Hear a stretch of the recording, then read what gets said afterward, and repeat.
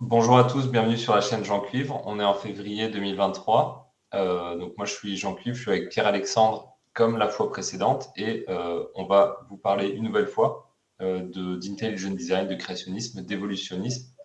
Aujourd'hui c'est plutôt Pierre-Alexandre qui a une présentation et qui va nous parler de maths, de proba et de plein d'autres choses. Donc pour info, moi je suis Jean Cuivre, ça fait plus de 3 ou 4 ans que je fais de la vulgarisation sur ce thème-là, évolution, création, intelligent design. Vous pouvez me retrouver sur le site nivrad.fr, donc vous écrivez Darwin à l'envers.fr. Il y a plusieurs articles et principalement vous me retrouverez évidemment sur la chaîne YouTube. Il y a eu peu d'activités ces derniers mois. Le but c'est de reprendre, d'être un peu plus efficace et productif en 2023. Donc évidemment on va faire on va donner le max. En tout cas, je te donne la parole, Pierre-Alexandre. Tu peux, si tu veux, je suppose que tu as une présentation. Je vais la C'est partager. ça. Je suis pas venu les mains vides. Donc Let's bonjour à go. tous. Donc pour commencer 2023, on va casser du sucre un petit peu sur le dos de Darwin. On va commencer ça correctement. Alors en fait, on va faire une présentation qui est un petit peu axée mathématiques, théorie des systèmes, et on va plonger un petit peu en profondeur parce que en fait, j'ai remarqué dans les débats qu'on avait eu avant sur les autres chaînes où on a parlé de pas mal de choses, de génétique, de fossiles, de choses comme ça, qu'en fait, ce qui était le plus mal compris par les gens, et notamment les gens qui viennent de la biologie, c'était l'aspect mathématique. Donc avec des très très grosses erreurs de raisonnement sur des raisonnements simples. Et en fait, je vais même aller plus loin, je pense que les biologistes ne sont même pas généralement compétents pour comprendre en fait la théorie de Darwin, qui est surtout axée sur la mathématique, la théorie des systèmes et la théorie de l'information. Et comme ce sont des gens qui n'ont jamais trop étudié en profondeur les mathématiques ou qui n'ont jamais fait de sciences de l'ingénieur, ils n'ont jamais construit un robot, un circuit imprimé, vraiment fait d'algorithmique poussée. Souvent, en fait, ils vont pas comprendre les problématiques et c'est pas parce qu'on connaît le nom de tel enzyme dans la baleine que en fait on va avoir une vision d'ingénieur en fait sur l'émergence de systèmes complexes qui va être où qu'on sait comment ça marche l'ATP ou diverses fonctions du système endocrinien qu'on va bien comprendre en fait l'émergence de systèmes complexes. Donc on va commencer par une des erreurs en fait que j'ai entendues le plus souvent sur l'improbabilité du vivant. Donc en fait on a donné plein d'exemples dans d'autres vidéos sur le fait que c'était improbable que certaines structures arrivent par chance. Donc là, par exemple, on peut reprendre une citation de Stephen Meyer dans son livre Signature dans la cellule. La probabilité d'obtenir une protéine fonctionnelle par chance est d'environ 1 sur 10 puissance 164. À titre de comparaison, on a environ que 10 puissance 80 atomes dans l'univers. Et on a eu que 10 puissance 100 environ événements depuis le Big Bang, c'est-à-dire interaction entre des molécules depuis le Big Bang. Donc 10 puissance 164, c'est 1 sur 10 puissance 64, c'est un nombre ridiculement petit. Et donc, on a eu des commentaires, notamment dans les dernières vidéos, de gens qui sont très intelligents et qui sont très compétents dans leur domaine. Par exemple, on avait eu un docteur en paléontologie. J'ai eu cette discussion notamment avec la Tronchambier, donc, qui fait de la pseudo-zététique et qui fait notamment la défense de Darwin, et qui nous ont dit eh ben, c'est pas parce que votre argument des probabilités ne tient pas, c'est pas parce qu'on raisonne a posteriori que en fait on va obtenir le bon raisonnement. Par exemple, imaginez il y a une grande cible avec 1 milliard de cases et puis vous lancez donc on joue aux fléchettes et vous lancez une fléchette sur vos 1 milliard de cases et paf ça arrive sur une case, bien, vous aviez une chance sur 1 milliard que ça arrive. Eh bien, pourtant, c'était improbable, mais c'est arrivé. Donc là, je vais te laisser montrer la suite des slides. Allez, tac. Alors voilà, en théorie des probabilités. Donc ça, c'est une très grosse erreur, en fait, un manque de maîtrise du programme de troisième en proba. Donc on ne va pas chercher très loin, hein. Moi, j'ai fait un master en proba, mais là, on va s'arrêter à la troisième. En théorie des probabilités, une probabilité conditionnelle est la probabilité d'un événement, sachant qu'un autre événement a eu lieu. Par exemple, si une carte d'un jeu est tirée au hasard, on estime qu'il y a une chance sur 4 d'obtenir un cœur. Mais si on aperçoit un reflet rouge sur la table, il y a maintenant une chance sur 2 d'obtenir un cœur. Cette seconde estimation correspond à la probabilité conditionnelle d'obtenir un cœur, sachant que la carte est rouge. Et donc, si on revient sur l'exemple qui était donné par la tronche en biais, de la cible à 1 milliard de cases, et ben en fait, ce qui calcule, ce n'est pas la proba d'obtenir un lancer sur une case, c'est la probabilité d'arriver sur cette case, sachant qu'on est arrivé sur cette case, parce qu'ils regardent après et ils disent, OK, vous voyez, il y avait une chance sur 1 milliard, mais ils regardent sur la case une fois qu'on sait que ça y est arrivé. Donc en probabilité, c'est un petit calcul très simple, c'est P de A sachant A. Et ça, c'est très simple, c'est égal à 1, 100%. Et donc, il y avait 100% de chance que ça arrive sur cette case une fois qu'on a regardé que c'était arrivé sur cette case-là. Et donc, ça surprend personne. Mais quand on ne savait pas avant de lancer que ça arrive et qu'on va dire qu'on lance vraiment au hasard, en fait, c'était bien improbable que ça arrive. Et donc, c'est une très, très, très grosse erreur de raisonnement de la part de la tronche en biais et de la pseudo-zététique française. C'est confondre les probabilités et les probabilités conditionnelles. On a eu notre ami docteur, on peut mettre la slide d'après si tu veux. On a eu notre ami docteur en paléontologie aussi qui est venu se justifier en disant mais regardez, des événements très improbables, il y en a plein, beaucoup plus improbables que ce que vous dites, et pourtant, c'est pas pour ça que ça arrive. Donc, il donnait un exemple, en fait, où on peut facilement se faire piéger si on n'a pas de notion en probabilité. C'est quelle est la probabilité que toi ou moi, par exemple, soyons arrivés sur Terre. Par exemple, quand il y a la fécondation quand il y a un éjaculat au niveau des spermatozoïdes avant la rencontre avec l'ovule, je ne connais même pas le nombre, mais il y a des millions et des millions de spermatozoïdes. Et donc, la probabilité qu'il y ait le spermatozoïde qui va me faire moi avec mon patrimoine génétique, donc que ça donne moi, Pierre-Alexandre, était en effet très improbable. Et donc ça, on peut le définir avec tout un arbre de probabilité. Donc, je ne sais pas si avec ta souris, c'est toi qui maîtrises, tu peux montrer les branches finales de l'arbre, un petit peu montrer. En fait, quand on veut analyser un phénomène, on fait un arbre de probabilité. Et là, en fait, l'arbre de probabilité, il aurait abouti à toutes les personnes, en fait, qui auraient pu naître de la rencontre de tous les spermatozoïdes possibles avec ces ovules.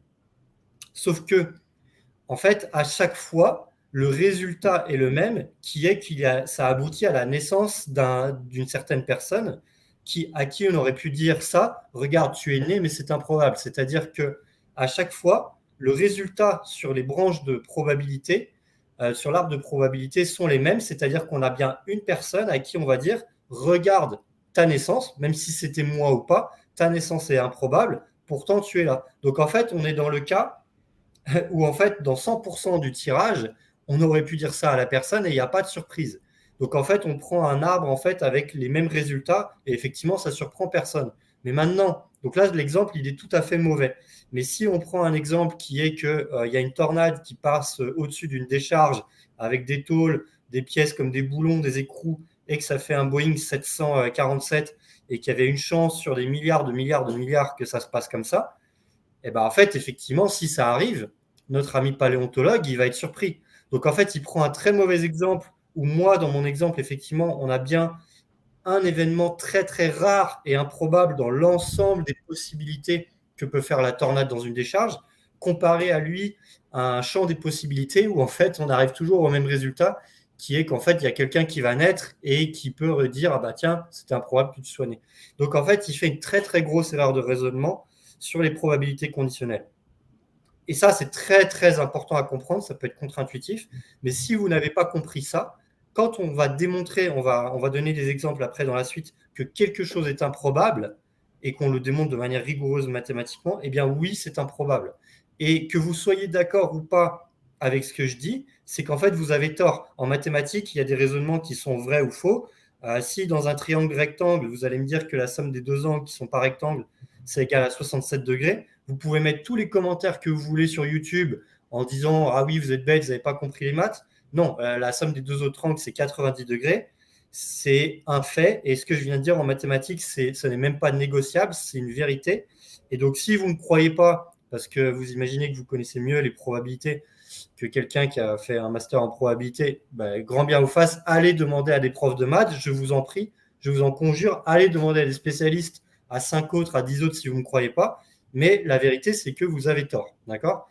Donc, la tronche en biais et notre docteur en paléontologie ou d'autres personnes ont tort. Voilà. Donc, une fois que ça s'est posé, on va pouvoir montrer un petit peu ce qui s'est vraiment démontré mathématiquement sur Darwin. Donc, je te laisse mettre les slides d'après. Alors là, on va prendre l'exemple en fait d'un I6, c'est un plant hopper, c'est un insecte en fait qui a inventé l'engrenage avant l'homme. Donc il y a environ 230 millions d'années, si je ne dis pas de bêtises, même si je ne me suis pas renseigné sur cet insecte-là. Et donc cet insecte, tu peux montrer les slides d'après, en fait, il a un engrenage dans les pattes. Alors comment ça se passe? Là, on zoome au microscope à balayage électronique. Et en fait, cet insecte, il a une capacité de sauter extrêmement haut par rapport à sa taille, un petit peu comme si l'homme pouvait sauter de la hauteur de la tour Eiffel. Et en fait, comment il fait pour sauter aussi haut? En fait, il a des engrenages dans les pattes qui vont emmagasiner en fait l'énergie potentielle en tirant en fait sur le muscle pour en fait stocker ça comme un élastique géant si tu veux. Voilà. Et en fait, ça va donner en fait une décharge d'énergie d'un coup quand il va la relâcher, qui fait qu'en fait, il va être capable de sauter très haut. Et ça doit s'accorder entre les deux pattes aussi de manière synchronisée. Et donc, il a des engrenages qui lui permettent de faire ça. Je te laisse mettre la slide d'après. Intéressant. Et moi, j'avais lu que l'aspect mécanique, justement, ça permettait en fait d'augmenter la synchronisation entre la partie gauche et droite, ce qu'on n'aurait pas avec des signaux électriques, parce qu'il peut y avoir un delta, justement, qui est forcément sûrement très faible. Mais du coup, là, vu que c'est de la mécanique, les pattes réagissent exactement en même temps. C'est ça. Il n'y a pas de problème parce qu'en fait, l'insecte ne survivrait pas si, je te laisse mettre la suite avec l'engrenage, vas-y. L'insecte ne survivrait pas si, en fait, les pattes gauche et droite n'étaient pas synchronisées et puis il atterrissait un petit peu cas un cas, ça pourrait déjà menacer son intégrité physique à la réception, ça pourrait le rendre plus fébrile face à un prédateur. Et donc, en fait, on peut mettre en équation en mathématiques, dans le vivant, en fait, c'est d'une complexité extrême le vivant, et là, on est juste sur les pattes d'un insecte, en fait, des probabilités. Alors là, je ne vais même pas le faire, et peut-être qu'on devrait le faire dans une émission, mais ça prendrait énormément de temps. Mais regardez le nombre, en fait, de paramètres qu'il y a pour avoir un engrenage. Il faut que la distance, ce qu'on appelle l'anthrax, entre les deux engrenages, soit idéale. Il faut que l'épaisseur entre les dents soit idéale. Il faut que la saillie soit idéale, la hauteur de la dent, le creux, le diamètre du pied, le diamètre de la base, le diamètre primitif et extérieur, en fait, pour que ça s'accorde bien.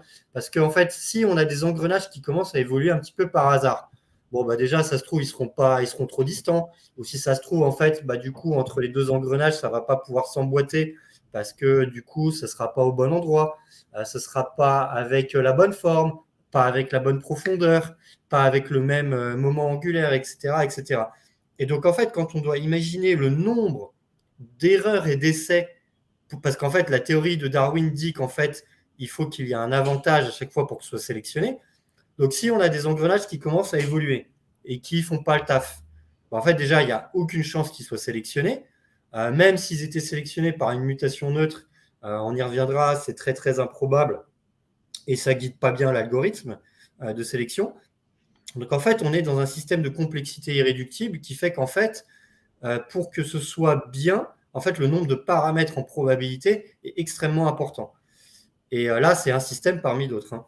Mais en plus il de y en ça, a deux, donc il y a déjà le miracle qu'il y ait une roue qui apparaisse, mais non, en fait, il en faut deux qui ouais, soient agencées l'une par rapport à l'autre. c'est ça. Il faut que ce soit synchronisé avec les nerfs, il faut que ce soit synchronisé avec le cerveau qui analyse la capacité de le faire, le moment de le faire, etc. Et en fait, même si tu avais tes engrenages qui marchaient bien, sauf qu'en fait, dans son cerveau, il ne tilte pas qu'il faut sauter ou qu'il peut sauter, en fait, ça ne sert à rien. S'il avait un engrenage qui apparaissait au niveau de, je ne sais pas moi, au-dessus de ses yeux et qui ne déclenche pas de saut, c'est très problématique. Donc, on va voir d'autres exemples. Alors là, c'est le fameux flagelle, le moteur bactérien. Alors, si vous ne connaissez pas, je vous en conjure, allez taper moteur bactérien dans YouTube. On a déjà fait pas mal de présentations là-dessus et on va imaginer que les gens qui s'intéressent à ce qu'on fait connaissent déjà un petit peu ça. Mais c'est le moteur d'une bactérie, donc qui est vraiment d'une complexité énorme, avec un arbre de transmission, un jouet de cardan, un moteur, un stator, des coussins d'amortissement, qui est capable de tourner à 100 000 tours minute, qui s'auto-construit, qui s'auto-répare, De changer de sens aussi, il me semble. qui change de sens en un quart de tour, qui a un système de freinage, des capteurs, etc. C'est d'une complexité extraordinaire. Et ça, c'est pareil en termes de probabilité. On est sur des choses, en fait, on pourrait mettre en équation en fait, ce qu'on appelle des systèmes mathématiques, c'est-à-dire que même si on met toutes les pièces et on les laisse un peu dans un liquide où elles peuvent errer et être construites à tel endroit, c'est hyper improbable. Je ne l'ai pas mis en équation, mais on pourrait très bien le faire. Si vous ne le comprenez pas, eh ben, un jour on le fera parce que peut-être vous n'avez pas assez de notions en mathématiques, mais c'est hyper improbable d'avoir tout qui se place au bon endroit. En fait, ça, c'est des choses qui se calculent. On peut montrer la suite. Et ça, en fait, alors ça, c'est un moteur bactérien, mais il y a certaines bactéries où il y a jusqu'à, alors là, j'ai même plus le nombre en tête, j'avais vu un documentaire dessus, mais le nombre d'engrenages, là, on a 1, 2, 3, 4, 5, 6, 7 moteurs qui sont en fait reliés entre eux par, alors il faudrait compter le nombre d'engrenages, par une multitude d'engrenages entre eux. Donc le moteur que vous avez vu, on a des bactéries en fait qui ont 7 flagelles qui se coordonnent en même temps avec le nombre d'engrenages. Donc si on calcule déjà la probabilité pour un engrenage pour l'insecte, on est déjà sur des choses assez incroyables. La probabilité de faire un flagelle bactérien, c'est déjà incroyable. Mais regardez la complexité de ce système. Là, on est déjà sur une chance sur des milliards possibles en fait. Donc ces engrenages sont aussi dans le corps humain, c'est ça? Pardon? Ils sont aussi dans le corps humain, les systèmes de protéines avec engrenages. Exactement. Okay. Et donc, du coup, ça, si tu veux, en fait, on est déjà sur une chance sur des milliards et on n'est qu'à l'échelle de la bactérie. Et il faut savoir aussi un truc qu'il faut comprendre, c'est pas parce qu'on a réussi à isoler un système qu'en fait, du coup, ça nous retire du champ d'improbabilité. Je vais essayer d'expliquer. En fait, quand des systèmes hyper complexes s'emboîtent et que c'est improbable, c'est un petit peu des Boeing 747 qui sont apparus par chance, qui s'emboîtent. C'est déjà improbable d'en avoir un, c'est encore plus improbable d'en avoir 50 ou 100. Pour vous donner un exemple, en fait, un arbre de proba, c'est les choses qui se suivent. C'est-à-dire que si vous gagnez au loto, et on va dire qu'il y a 50 boules, c'est un loto hyper compliqué, il faut obtenir 50 chiffres sur 1 milliard possible. Imaginez que vous deviez obtenir 50 chiffres sur 1 milliard au loto, mais vous en avez déjà obtenu 10. Et vous dites, ah, mais ça a été sélectionné par la sélection naturelle. Que vous en obteniez 10 et que vous le fassiez en 5 tirages, ou que vous en obteniez les 50 en un seul tirage, la probabilité est la même. C'est un chemin sur l'arbre des probabilités. Donc en fait, si c'est improbable d'obtenir déjà un insecte avec des engrenages, mais que c'est improbable après d'avoir, je ne sais pas moi, le sonar d'un dauphin ou le système endocrinien ou la complexité de la cellule ou la complexité du cerveau humain, ce qu'on va voir dans la slide d'après, c'est des improbabilités qui s'enchaînent sur l'arbre des probabilités. C'est-à-dire que le fait que ça a été sélectionné par une étape de sélection naturelle ne joue même pas sur ce problème d'improbabilité. Je te propose de passer à la suite. Et ça, on en parlera, c'est vraiment enfin, moi, je parle de plus en plus du lamarckisme, c'est-à-dire que les évolutionnistes du XXIe siècle sont lamarckistes, un petit peu sans le savoir. C'est-à-dire qu'ils ont toujours cette idée qu'il y a une sorte de schéma qui est prédéterminé et que de toute façon, je crois que tu vas en parler. Ouais. C'est ça. Alors là, c'est juste pour illustrer. Là, c'est un diagramme. Il faudrait zoomer tellement c'est complexe, qui illustre la complexité du cerveau. Donc, imaginez encore une fois, si on prend le même exemple, que chaque partie on l'est, mais qu'il faut que chaque connexion se fasse au bon endroit pour qu'il y ait un tout et une cohérence. Et là, on arrive à des systèmes mathématiques qui sont d'une complexité effroyable. Et on n'aurait pas assez de toute l'histoire du Big Bang et de toute l'interaction des atomes pour pouvoir obtenir un système complexe en faisant des tirages au sort. Ça ne marche pas mathématiquement, mais les biologistes ne sont pas capables de le comprendre parce qu'ils n'ont pas la formation mathématique pour comprendre ça. Et moi, ma critique du darwinisme vient surtout, comme j'ai fait justement une spécialité en mathématiques, de cette problématique-là.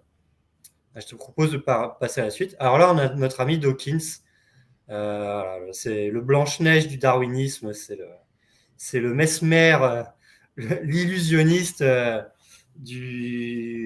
l'explication de l'origine du vivant.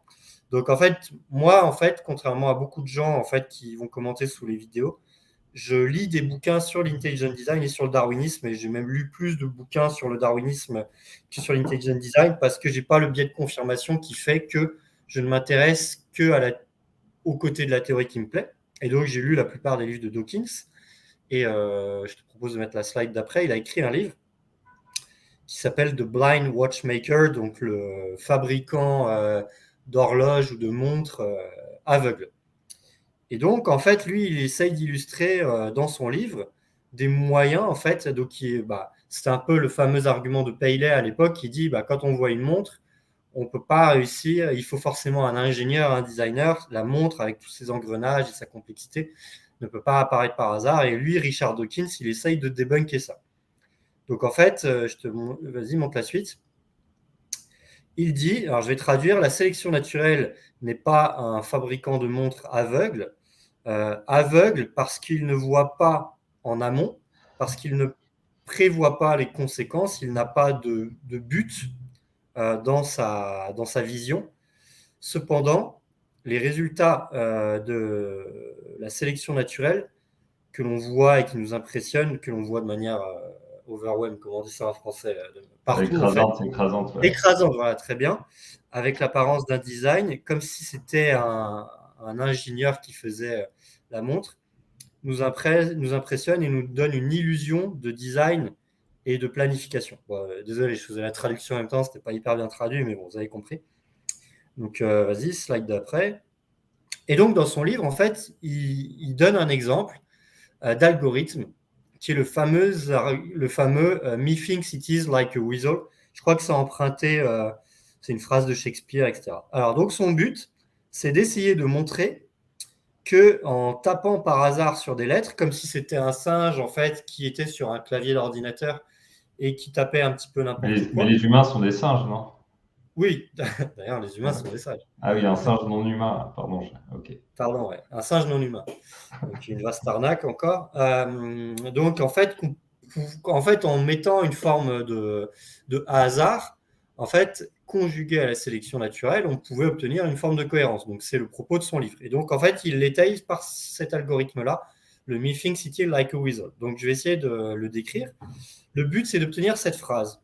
Donc, ça veut dire, alors c'est un petit peu une formulation anglaise à l'ancienne, mais ça veut dire, je pense que c'est une belette, une fouine, une belette, weasel en anglais. Et donc, le but, c'est d'obtenir cette phrase en ayant un set de lettres au hasard au début.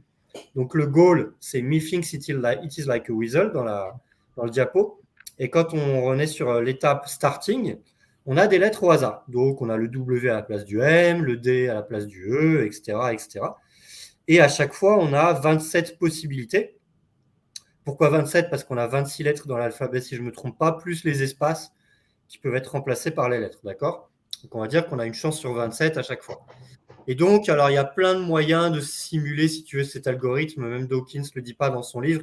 Il y a eu plein de tests. Mais là, par exemple, on va prendre l'exemple du fait que chaque lettre a 5% de chance de muter. Donc, dans cet algorithme, en fait, Dawkins ne décrivait pas forcément les conditions, mais donc il y a eu plusieurs algorithmes. Mais là, on va décrire un algorithme avec 5% de chance de mutation sur chaque lettre et en fait 100 descendants possibles, c'est-à-dire que du coup, imaginons que ce soit une cellule, elle peut faire 100 filles cellules qui ont fait 100 types de phrases différentes, d'accord? Et donc, je te laisse mettre la slide d'après. Donc là, bon, faut zoomer un petit peu, désolé, mais disons qu'au début, on a un petit peu les lettres au hasard, et puis dès qu'on va trouver une bonne lettre, en fait, elle est sélectionnée par la sélection naturelle. Et donc, en fait, dès qu'on se rapproche en fait, au niveau de la phrase, on voit plus les étapes augmentent. Là, par exemple, le M a été trouvé au bout de la 4e génération du début. Et puis, on arrive aux étapes là, 24, 25, 26. On voit que le MeThink, ça ressemble à un MeThins. Le E-Weasel, et c'est un Axe-Weasel. On commence à se rapprocher parce qu'effectivement, l'algorithme, il commence à converger. Et donc, au bout de 47 occurrences, on a réussi à trouver la phrase. Et donc, on se dit, ça, c'est magnifique. C'est la preuve avec le hasard de la sélection naturelle et la proposition de Darwin, à partir du hasard, on peut réussir à trouver en fait quelque chose qui a du sens. Alors je te laisse mettre une autre slide parce que celle-là elle m'angoisse, il y a trop de lettres. Je suis lettrophobe. Celle d'après du coup. Ah oui, celle-là, on l'a vu, ok. Voilà. On reviendra un petit peu après sur cette slide qui m'angoisse moins. Et donc, alors là, vraiment, donc, en fait, pourquoi ce que dit Dawkins, c'est une très grosse erreur de raisonnement et pourquoi ça ne se passe pas comme ça dans la nature. Dans la nature, là, en fait, il vient de donner le but en avance, c'est-à-dire qu'il vient de donner la phrase en avance, il savait déjà vers quoi il devait tendre. Methinks it is like a weasel. C'est comme en fait un couloir en fait qui est un petit peu en biais comme ça dans lequel tu es obligé d'avancer.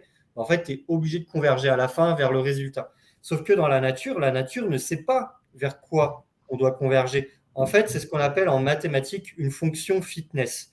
Quand tu dois faire un moteur bactérien, tu ne sais pas que tu dois faire un rotor, tu ne sais pas que tu dois faire un stator, tu ne sais pas que tu dois faire ça de manière circulaire avec le flagelle au-dessus, etc. Le but de la bactérie, c'est d'avancer, mais elle ne sait pas par quel moyen de locomotion, en fait, quand il y aurait des mutations ou du hasard qui se passe, elle va devoir trouver des choses. Or, l'espace en fait de recherche, il est infiniment plus grand, et on va donner des exemples, qu'en fait un algorithme qui est complètement orienté et donc complètement biaisé, comme ce qu'a fait Dawkins. Donc la réalité de ce qui devrait se passer s'il avait donné un exemple qui était intellectuellement honnête, c'est qu'on devrait essayer de trouver une phrase qui a du sens sans savoir vers quelle phrase on doit converger. Et c'est marrant, ça a été fait du coup par des informaticiens. Et donc en fait, ils ont réussi à faire tourner des supercalculateurs. Et donc ils ont montré que si on prenait les mêmes exemples en faisant tourner des choses avec une mutation à la seconde, eh bien, ils étaient arrivés au bout de 42 alors, c'était quoi? C'était billions, non, aux 42 milliards de billions d'années, ils avaient réussi à trouver une phrase de 19 caractères qu'on pouvait retrouver dans le Gentleman de Vérone, une pièce de théâtre. Ils avaient réussi à trouver une phrase de 19 caractères au bout de 42 milliards de billions d'années. Je ne sais pas si tu te rends compte, l'apparition de la vie sur Terre, c'est 3,8 milliards d'années. Là, on est sur des chiffres complètement hallucinants. Et on a trouvé que 19 caractères, l'ADN humain, c'est 3 milliards de caractères au niveau de l'ADN. Effectivement, et je pense que ce qui est Ouais. dur à mon avis, ce qui est dur à saisir pour plein de gens, c'est qu'il y a plein de gens, ils se disent, mais si, regarde, il y a telle mutation qui apporte tel avantage, etc. Donc, à chaque fois, ça va être conservé et on va avoir un génome qui s'améliore. En fait, ça, c'est une réponse qui est, c'est-à-dire que c'est valide. Effectivement, il y a plein de mutations, on va dire, seules, qui parfois peuvent amener des transformations phénotypiques qui sont retenues. Donc, c'est-à-dire que la sélection naturelle, ça marche dans bien des cas, mais pour certains systèmes, ça ne marche pas du tout. Par exemple, chez l'humain, il y a un gène qui fait 170 000 paires de bases et qui n'est pas chez les autres animaux. Donc là, on a vraiment un système qu'on pourrait qualifier de composite, c'est-à-dire il y a beaucoup de composants, exactement comme pour la roue crantée qu'on a vu tout à l'heure. Et dans ces cas-là, ça ne marche pas parce qu'une mutation, ça ne crée pas une roue crantée. Donc l'exemple de Dawkins, il est complètement caduque pour 99,9% des composants d'un corps humain ou même d'un système vivant. Mais même d'ailleurs, en fait, il est même caduque pour l'exemple que je donne, parce qu'en fait, si tu veux, dans l'exemple qu'ils ont essayé de faire, quand ils sont arrivés à 19 phrases au bout d'un temps monstrueux, c'était sélectionné quand même avec des étapes intermédiaires, c'est-à-dire qu'en gros, dès qu'un morceau de phrase ou qu'un morceau de mot avait un sens, par exemple, si tu trouvais le mot O, E-A-U, eh ben en fait, il était sélectionné. Donc après, on avait encore Oui. d'autres. Donc en fait, il y avait quand même des étapes qui sélectionnaient des petites phrases pourries, genre j'ai, J apostrophe AI, et ça, c'était sélectionné, donc, et ça continue à tourner. Donc même en sélectionnant des choses qui ont du sens, on arrive à des choses absurdes. Alors après, on va nous dire, oui, mais bon, ok, là, avec votre argument des lettres, mais les systèmes de l'ADN, c'est différent, etc. Bon, on va voir que c'est quand même de la merde en barre. Alors là, c'est un exemple. Donc en fait, quand on est honnête, on doit en fait faire des algorithmes génétiques qui n'utilisent pas ce qu'on appelle de fonctions de fitness, c'est-à-dire qu'on doit reproduire ce que fait dans la nature. La nature n'a pas de but en avance. marcher n'est même pas un but en avance parce que la nature ne sait même pas avant qu'elle doit marcher avec des petites pattes ou des nageoires, se déplacer. La nature ne sait même pas qu'elle doit se déplacer. Elle sélectionne quelqu'un qui a pu se déplacer s'il y a pu avoir un processus de créativité qui a pu le faire se déplacer. Mais la nature ne sait même pas en avance qu'elle doit se déplacer pour survivre. Donc là, c'était un petit graphique comme on fait. Moi, j'ai fait pas mal de trucs en optimisation comme ça dans mes études. Donc, on utilise des fonctions de fitness. Je te propose de passer à la suite. Alors, une fonction fitness en optimisation est un type particulier de fonction objectif qui est utilisé pour résumer sous la forme d'un seul facteur de mérite à quel point une solution de conception donnée est proche de la réalisation des objectifs fixés. Donc, on veut voir, on se fixe un objectif, pas comme la nature. La sélection naturelle n'est pas un objectif, attention, répétons-le. Il y en a plein qui ne comprennent pas ça. Les fonctions de fitness sont utilisées dans les algorithmes évolutifs, tels que la programmation génétique et les algorithmes génétiques pour guider les simulations vers des solutions de conception optimales. La qualité de l'évaluation et du calcul d'une fonction de fitness est fondamentale pour le succès d'une optimisation EA, donc d'algorithmes évolutifs. Ils mettent en œuvre le principe de Darwin de la survie du plus apte. Sans mécanisme de sélection basé sur la condition physique pour la sélection du partenaire et l'acceptation de la progéniture, la recherche d'algorithmes évolutifs serait aveugle. Ça, c'est essentiel. Et je vais y revenir plus tard. On va en parler avec des grands chercheurs en mathématiques qui partagent exactement ce que je dis, parce qu'eux, ils ont compris. Ce n'est pas des docteurs en paléontologie qui n'ont rien compris. Ils savent que ça cause un gros problème. Et moi, j'ai passé des années à chercher des algorithmes évolutifs qui seraient honnêtes, qui montreraient qu'on aurait prouvé quelque chose, l'émergence de systèmes complexes. Et à chaque fois, j'en ai pas trouvé un seul dans toute ma vie, en cherchant partout, qui ne trichait pas avec une fonction de fitness. À chaque fois que vous voyez quelque chose dans la littérature scientifique, on va y revenir plus tard, l'évolution d'un œil, l'évolution de la marche, etc., ce sont des algorithmes bidons qui trichent en avance, comme ce que fait Dawkins avec une fonction de fitness, et qui sont complètement biaisés par rapport à la réalité de la nature. Mais on va y revenir plus tard. Mais ça, c'est essentiel à comprendre. Si vous n'avez pas compris ça, vous n'avez rien compris. Voilà. Par exemple, là, il y a la réalisation des objectifs fixés. Donc ça, juste pour faire toujours des parallèles avec l'intelligent design, en fait, une intelligence peut avoir des objectifs fixés. Ça fonctionne. On sait comment fonctionnent les intelligences aussi bien humaines que animales. Et il y a aussi vers des solutions de conception optimale, etc. Donc, si vous avez une théorie qui inclut une intelligence qui est capable de donner une direction, là, vous n'aurez pas ce bug avec les systèmes vivants. Mais si vous avez une théorie qui est complètement naturaliste avec des phénomènes aveugles, ça va moins bien fonctionner. Voilà. Donc là, en fait, lui, c'est Grigori Chaitin. C'est un des plus grands mathématiciens du monde. Il est hyper respecté. C'est un des spécialistes, en fait, des algorithmes génétiques. C'est un des précurseurs dans le domaine. Je te propose de mettre la slide d'après. Il est argentin-américain. Donc, Grigori John Chaitin, il est encore vivant, il a 75 ans. Je lui ai même parlé par email, est un mathématicien et informaticien argentin-américain. À partir de la théorie de 1960, Chaitin a apporté des contributions à la théorie algorithmique de l'information et aux métamathématiques, en particulier un résultat théorique informatique équivalent au théorème d'incomplétude de Gödel. Il est considéré comme l'un des fondateurs de ce qu'on appelle aujourd'hui l'algorithmique. Voilà.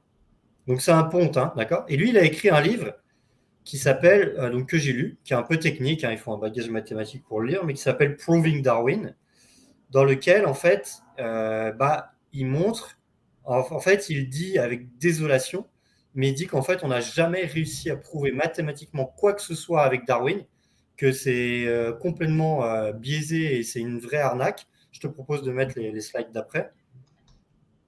Donc, il dit, alors j'ai surligné sur mon Kindle, for many years, donc pendant beaucoup d'années, j'ai toujours pensé que c'était un scandale mathématique, que nous n'avions pas de preuve que l'évolution darwinienne fonctionne. Mais il l'entend au sens... Alors, c'est vrai au sens empirique, ce que lui ne sait pas, parce que je pense qu'il n'a pas creusé comme toi et moi sur l'arnaque des fossiles ou beaucoup d'autres arnaques.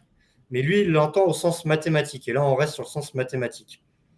Et donc, en fait, il le dit, il n'y a aucune preuve, ça c'est important, peu de gens le savent, il n'y a aucune preuve mathématique qui montre qu'en fait, des systèmes complexes et spécifiques qui ont une fonction peuvent évoluer de manière darwinienne. Aucune preuve mathématique n'a été apportée. Voilà. Ça, c'est essentiel à comprendre. Et typiquement, là, souvent, on a la réaction de dire oui, mais parce que les évolutionnistes, de manière générale, hein, ils reconnaissent qu'il y a énormément de trous, mais ils vont dire oui, mais c'est quand même c'est la meilleure explication qu'on a, blablabla. Bla, bla, bla. Mais en fait, non, la meilleure explication qu'on a, c'est l'intelligent design qui est indiqué positivement par beaucoup, beaucoup de choses.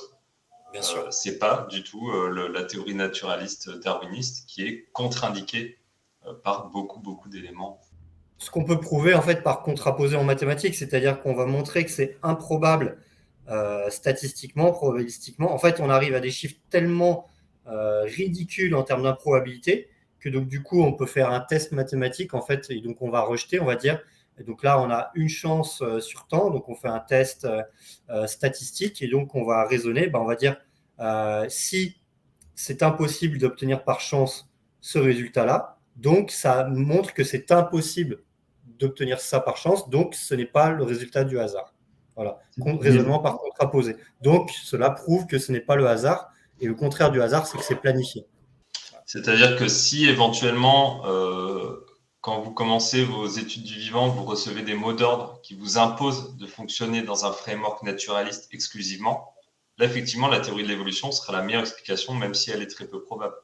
Mais en fait, si vous avancez sur une logique neutre, tout simplement, c'est-à-dire vous ne savez pas où vont vous amener les faits, nous, ce qu'on explique continuellement, c'est que en fait, c'est l'intelligent design qui gagne sur quasiment tous les points. Parce qu'il est indiqué positivement. Et évidemment, il y a une lourdeur idéologique énorme depuis Darwin, surtout en Occident, un peu moins dans les autres pays. Et c'est ça qui fait que les gens en permanence concluent à Darwin, mais voilà, avec finalement très peu de conviction, parce qu'il y a un framework idéologique qui est imposé. Il y a une sorte d'allégeance au naturalisme qui est systématique dans le milieu des sciences. Et évidemment, c'est en train de changer, heureusement. Alors, en fait, on va revenir, tu sais, tout à l'heure, j'ai mis une slide et puis j'ai oublié de la commenter.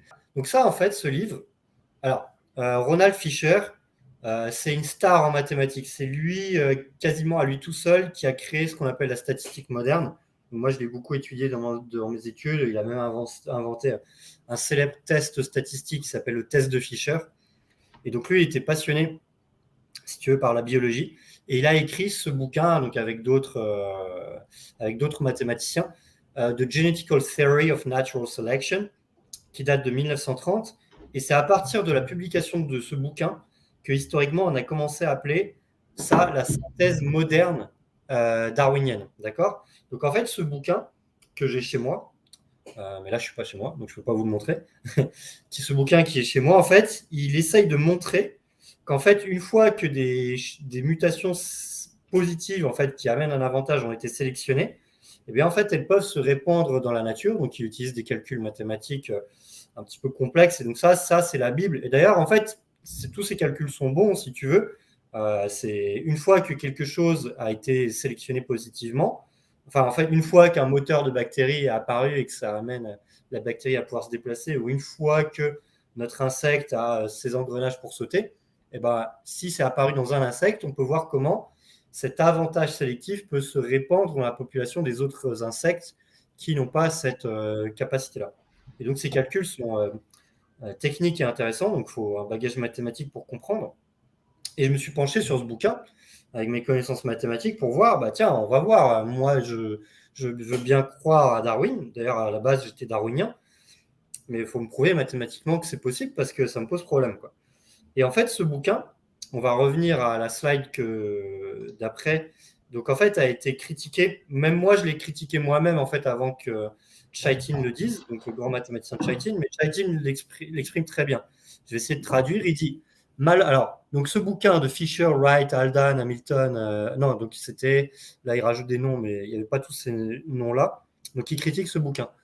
Malheureusement, la génétique des populations définit l'évolution alors, comme étant des changements par les fréquences génétiques dans une population, parce que la compétition ou la pression sélective est due à l'environnement.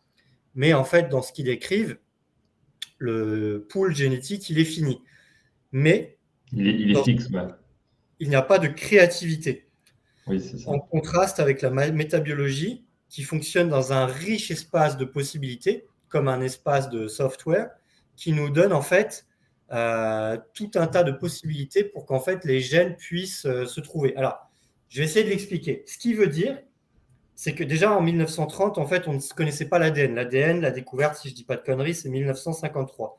Donc en fait, il ne savait pas en fait dans quel espace de recherche mathématique on devait chercher.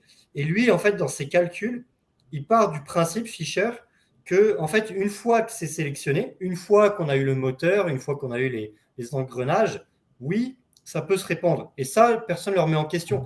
Mais il ne calcule jamais l'improbabilité qu'en fait quelque chose arrive. Il ne calcule jamais l'improbabilité que le sonar d'un dauphin avec l'onde qui va passer par la mâchoire, qui est redirigée par l'organe en fait qui va mettre l'onde au bon endroit, le melon, le fait que ce soit synchronisé avec les nerfs, le fait que ce soit synchronisé avec le cerveau, puisse apparaître, le fait que le moteur de la bactérie puisse apparaître. Quelle est la probabilité que ce genre de système puisse apparaître? Il ne fait aucun calcul. Et donc, en fait, il n'y a aucun calcul, en fait, pour l'instant, qui ont été faits par des mathématiciens sérieux, qui montrerait quelle est la probabilité que ça apparaisse. Puis, une fois que cette probabilité est apparue, qu'on conjugue ça avec les probabilités de Fisher, parce que c'est même pas parce que c'est apparu que ça va être sélectionné. Voilà. Et ce que veut dire Chaitin là-dedans, c'était peut-être pas forcément très clair, mais ce qu'il veut dire dans son bouquin, c'est qu'en fait, Fisher et tous les autres en fait qui font des recherches aujourd'hui dans les algorithmes, en fait, ne sont pas dans une créativité sans fonction de fitness. C'est complètement orienté. C'est soit ils font déjà des calculs quand on a déjà trouvé, soit ils font des calculs sur les probas en orientant complètement les algorithmes des sélections naturelles. Voilà. C'est ce que vont faire typiquement des Guillaume Lecointre dans des conférences. Il va commencer en disant l'évolution, c'est le changement au cours du temps. Et du coup, Ouais. toute la salle, en fait, sait qu'il y a des changements au cours du temps. Donc, implicitement, l'évolution est vraie. Voilà. C'est le truc vraiment traditionnel. Je sais plus comment on appelle ça, mais c'est une astuce. Je dis pas qu'il est malhonnête, hein, Monsieur Lecointre, mais en fait, c'est ça. Ils vont se dire, mon fils est différent de moi, donc l'évolution est vraie. Et évidemment, il n'y a aucune catégorisation du type de changement. Toutes les questions en fait, qui peuvent éventuellement contre-indiquer la théorie, elles sont ignorées. Donc en fait, on fait l'exact opposé de ce qu'un scientifique doit faire, c'est-à-dire chercher à disprouver, À réfuter. voilà, à réfuter au maximum sa théorie en permanence. C'est la meilleure des choses à faire si on veut s'assurer qu'on a raison. Donc voilà, il faut faire l'opposé, de dire il y a du changement, donc il y a de l'évolution. Et ça me fait, ce que tu parles de la réfutation, donc ça, c'est un processus hyper important en science et je veux rebondir là-dessus. Karl Popper, donc, qui est un des plus grands philosophes des sciences, en fait, c'est le parrain de la définition de la théorie scientifique. Karl Popper a critiqué Darwin en disant que ce n'était pas une théorie valide scientifiquement parce qu'elle ne pouvait pas être testée. Et lui, il avait déjà tout compris à l'époque. Et il a fait une présentation devant 2 prix Nobel quelques années avant sa mort, qu'on a retrouvé, qu'on a retranscrit, parce que pour l'instant, il n'y avait eu que l'audio. Mais Karl Popper avait lui-même bien compris que c'était une fausse, c'était une pseudo-théorie scientifique. Pourquoi? Parce qu'en fait, ce n'est pas testable, notamment au niveau du hasard, parce que le darwinisme parle du hasard qui est sélectionné. Mais en fait, il faut que le hasard puisse être testé. Or, en fait, en mathématiques, c'est un peu technique ce que je vais dire, mais en fait, on ne peut pas tester le hasard par rapport à la définition d'une probabilité de Kolmogorov. Je vais essayer de le vulgariser. Imaginez qu'il y a un singe qui doit taper un mot qui est cohérent sur un ordinateur. Sauf que vous arrivez, vous ne savez pas s'il y avait un singe avant, et puis vous voyez une phrase. Par exemple, bonjour, je m'appelle Jean Cuivre. Et ben en fait, ça peut très bien être un singe s'il a eu de la chance, ou ça peut très bien être un acteur intelligent qui avait prévu, genre toi, qui avait prévu d'écrire bonjour, je suis Jean Cuivre. Mais si on part du principe que c'est le hasard, en fait, on ne peut même pas le tester. C'est-à-dire qu'en fait, quand on voit quelque chose par hasard, même si par exemple, en fait, on dit regardez, telle mutation a eu lieu, donc en fait, c'est la preuve que c'est le hasard, vous ne savez même pas si la mutation n'était pas programmée par une intelligence. Donc quand vous dites tiens, cette mutation a engendré telle nouvelle chose et tel nouveau système complexe, vous ne pouvez même pas prouver quel est le résultat du hasard. Si ça se trouve, elle était programmée par un génie génétique. Et en fait, d'après la définition de Kolmogorov, on ne peut même pas prouver que c'est testable. Donc en fait, c'est un raisonnement circulaire. Donc le darwinisme n'est par lui-même n'est pas testable. Le fait que le hasard ne soit pas testable, donc en fait, ce n'est pas une théorie scientifique parce qu'elle n'est pas testable. Voilà. Oui, et c'est pour ça qu'en fait, il n'y a pas d'évolutionniste connu qui dit, bah si, regardez, c'était stable, regardez, on a écrit ce programme informatique qui recrée l'évolution, vous voyez bien que ça marche. Mais en fait, non, ça ne marche pas. Des systèmes d'information, on ne peut pas les faire muter comme ça et obtenir justement sans direction ou sans plan initial. Ça ne fonctionne pas, donc On pourrait, en fait, si, je pense que dans un algo, on peut simuler le hasard. D'ailleurs, ça, c'est assez complexe comme sujet, simuler le hasard. Mais disons que si tu le vois, ce que je veux dire, c'est que si tu le vois dans la nature, tu vois une mutation qui aura engendré un nouveau système. Bon, ce qu'on voit jamais, hein, on va y revenir. Les mutations qui font des nouveaux systèmes complexes, on n'en voit jamais. Mais même si on en voyait un, on ne pourrait même pas prouver que c'est le hasard. Parce que si ça se trouve, c'était déjà programmé génétiquement. C'est ça que je veux dire. Le fait de le constater dans la nature ne prouve pas que c'est le hasard. Tu vois ce que je veux dire? Ah bah oui, tout à fait. À moins d'avoir justement une allégeance idéologique, et c'est évidemment ce qu'on pointe du doigt.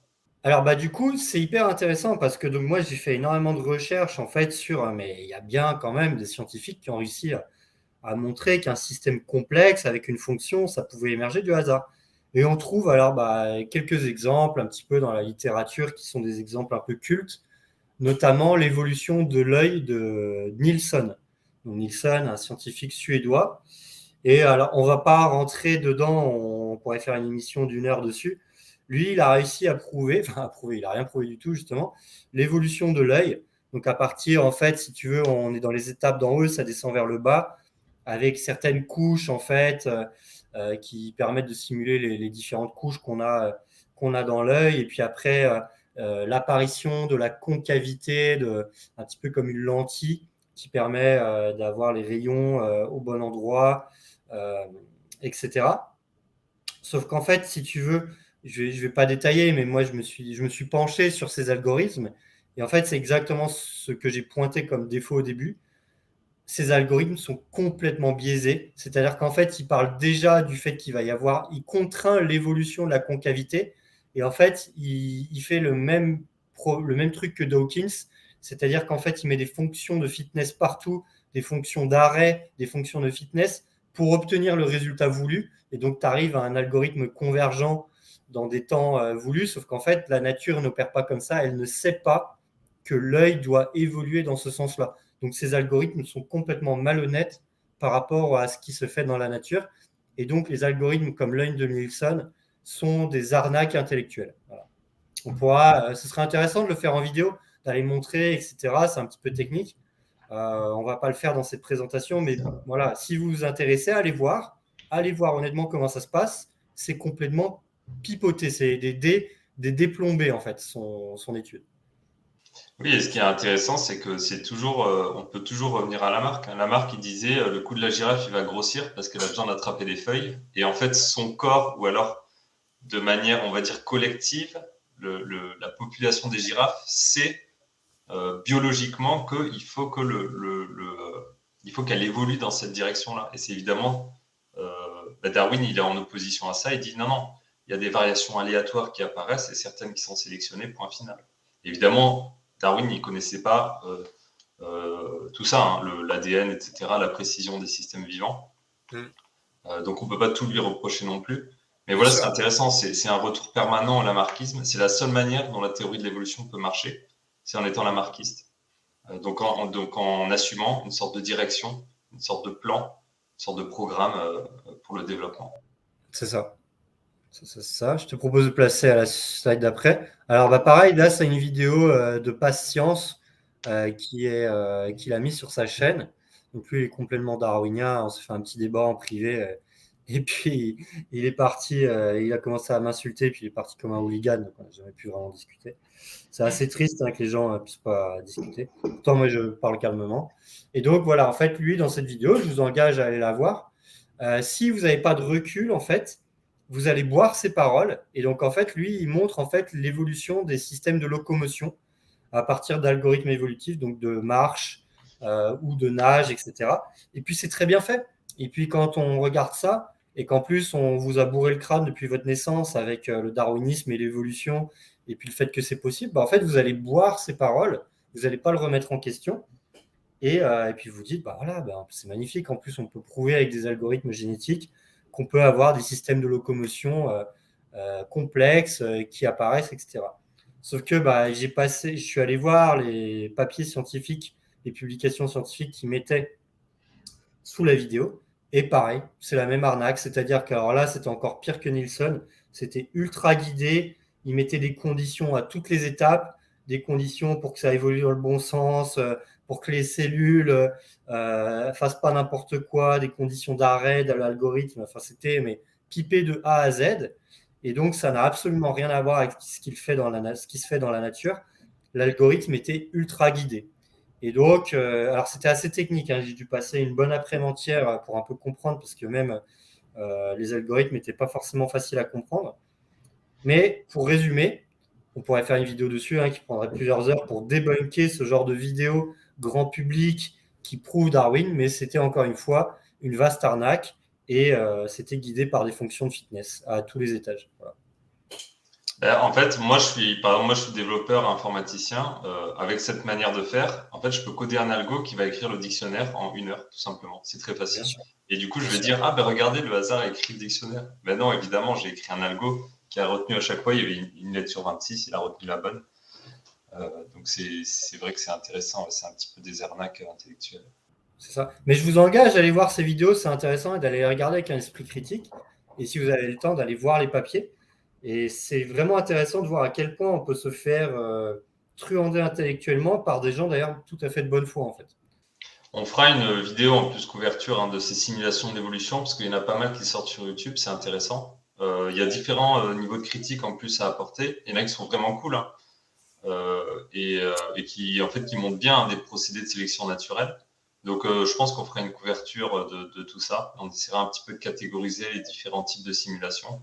Celles qui ont du sens, celles qui n'en ont pas du tout. On peut voir quelque chose qui se passe dans la nature. On ne voit jamais de choses complètement neutres. En fait, on voit toujours quelque chose d'utile ou voir quelque chose de délétère quand il y a eu des mutations délétères. On ne voit quasiment jamais de vraies mutations neutres, ou en tout cas de systèmes. En fait, peut-être des mutations, on peut en voir, mais des systèmes qui seraient neutres et qui apparaîtraient par hasard et qui ne jouent pas sur la reproduction et la viabilité d'un organisme vivant, on n'en trouve pas. Par exemple, imagine, je commence à avoir une oreille ou un œil qui évolue sous le pied. En aucun cas, ça remet, ou dans mon dos. Peut-être pour marcher, c'est pas très pratique dans mon dos. Si j'ai un œil un peu fermé, ou si j'ai une oreille dans mon dos, ou si j'ai un autre truc, par exemple, la peau sous les pieds, au niveau des talons, sous les bébés, elle est plus épaisse en fait dès la naissance.